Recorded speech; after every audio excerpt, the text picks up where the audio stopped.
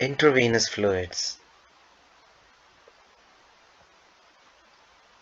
There are no human studies regarding hemodynamics in crashing patients with massive PE.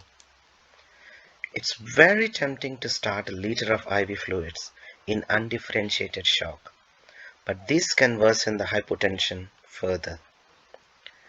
Depending on where you are on Frank-Starling curve, a certain amount of central venous pressure elevation with IV fluids may improve RV filling and cardiac output. As explained in the pathophysiology earlier, excessive CVP elevation will overdistend the right ventricle, causing diastolic compression of left ventricle and reduce cardiac output. In this picture, you can see the D-shaped septum causing impaired LV filling. Here's a study showing increase in cardiac index after an infusion of 500 ml of dextran 40 in patients with acute PE. But in this study, the sample size is small and all of the patients were normotensive. An improvement in cardiac index was inversely related to baseline RV and diastolic volume. That is, patients with RV strain did not improve their cardiac index as well as those without any RV strain.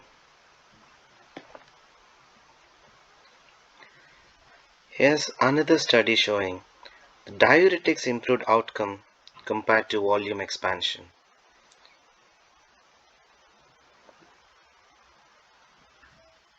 Available evidence suggests patients with acute PA and severe RV dilatation probably are not benefited from volume loading. They actually improve with volume removal. Rarely patients will have combination of hypovolemia and acute PE. Identification of hypovolemia is crucial based on history, clinical exam, bedside ultrasound. They respond well to volume administration. One best way to assess this is by passive leg raise, tilting head down. Look for any improvement in mean arterial pressure or any clinical deterioration. Volume administration should be in small boluses and should be stopped after correcting hypovolemia or if patient deteriorates with fluids. Get early and frequent echo.